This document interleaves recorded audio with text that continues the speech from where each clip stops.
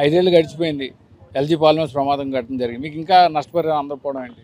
అందలేదు సార్, ఇంకా అందలేదు. 5 ఏళ్ళుగా కాదు సార్, 6 ఏళ్ళుగా తిరుగుతున్నాం ఇదే ఆఫీసుల చుట్టూ, ఇదే గవర్నమెంట్ ఎమ్మెల్యే గారి చుట్టూ.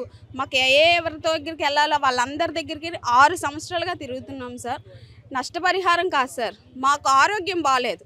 ఫస్ట్ ఆఫ్ ఆల్ మాకు ఆరోగ్యాలు చెడిపోయాయి. నాకు గర్భసంచి దగ్గర ప్రాబ్లం వస్తుంది సార్, ఈ గ్యాస్ లీకేజ్ వల్ల ఇలా పడిపోయింది సార్. నువ్వేని గ్యారెంటీ అని అడుగుతున్నారు. నువ్వేని గ్యారెంటీ అంటే పడిపోయింది నాకు ఎలా తెలుస్తుంది సార్? ఇదే కేజీహెచ్లో 4 రోజులు నేను ఐసీలో ఉన్నాను.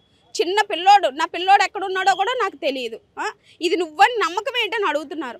ప్రెజెంట్ మాకు హెల్త్ కార్డులు ఇస్తానన్నారు, సూపర్ స్పెషాలిటీ హాస్పిటల్ అన్నారు, అవేవి మాకు జరగలేదు. మాకు అవి న్యాయంగా కావాలి. మాకు కళ్ళు మంటలు, ఎక్కువ దూరం నడిస్తే ఆవేశం. ఇంట్లో ఆడవాళ్ళని చిన్న చిన్న పనులు కూడా మేము చేసుకోలేకపోతున్నాం సార్.